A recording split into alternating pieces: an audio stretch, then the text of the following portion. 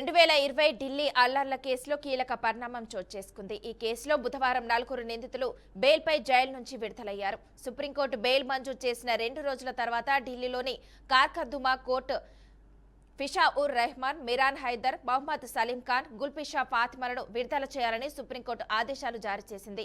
ఈ నేపథ్యంలో గుల్పిషా ఫాతిమా, ఫిషా-ఉర్ రెహమాన్, మిరాన్ హైదర్లను తిహార్ జైలు నుంచి విడుదల కాగా మహమ్మద్ సలీం ఖాన్ను మండోలి జైలు నుంచి విడుదల చేశారు.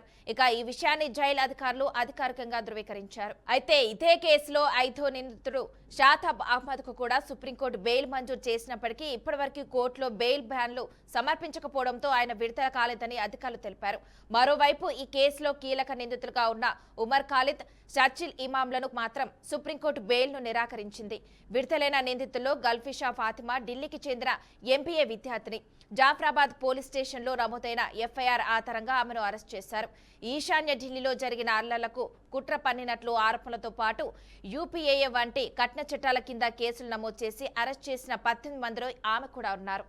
గుల్ఫిషా ఫాతిమా 2020 ఏప్రిల్ 9 నుంచి దాదాపు 5.5 ఏళ్లకు పైగా జైల్లోనే ఉన్నారు.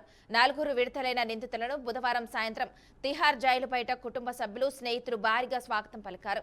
ఈ విడుదలలు రాజకీయ న్యాయవర్గాల్లో మరోసారి చర్చనీయాంశంగా మారాయి.